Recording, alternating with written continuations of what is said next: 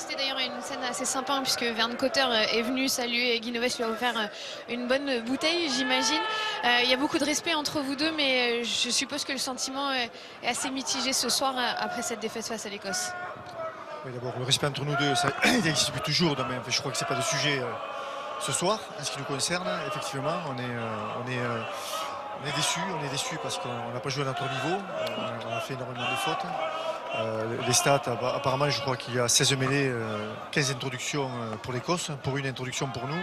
Donc ça montre à quel point notre match a été faible, avec effectivement beaucoup de maladresse, beaucoup de ballons tombés, beaucoup de fautes gratuites. On démarre la seconde mi-temps où il faut être patient dans les 22. On fait immédiatement une première faute qui permet à l'adversaire de venir chez nous. On a une possibilité de revenir à 3 points pendant ce match. On retape une pénale touche et puis on repart de notre camp, enfin de leur camp. Donc je crois que ce match a été faible de notre part. Il n'y a rien à dire sur le rugby écossais.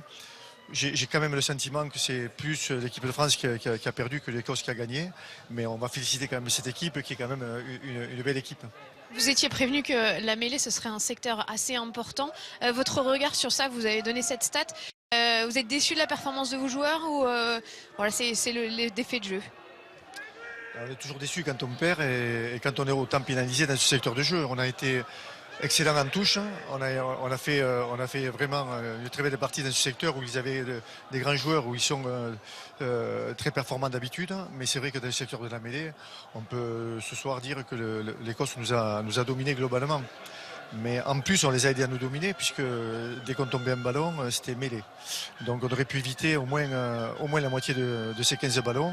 Et à partir de là, on a vu que chaque fois qu'on avait le ballon, on l'a eu très peu, on pouvait être très dangereux. Donc en ce qui me concerne, je vais évidemment être patient, et pas tolérant, mais patient, et surtout croire en l'avenir. Alors on va se projeter pour ce crunch que tout le monde attend la semaine prochaine face aux Anglais. Vous pouvez leur gâcher la fête, mine de rien. Comment est-ce que vous allez préparer après ces 2 défaites d'affilée à l'extérieur? On va surtout se retourner sur le match qu'on vient de réaliser, hein, prendre conscience à quel point on peut mieux jouer, prendre conscience à quel point on doit rendre une copie complètement différente. Autant les 3 premiers matchs, il y avait des choses positives et des choses négatives. Sur ce match-là, c'est vrai que 2-3 séquences intéressantes, mais encore une fois, trop de faiblesses de notre part, individuelles, entre les ballons tombés et les fautes pénalisées par l'arbitre à juste titre.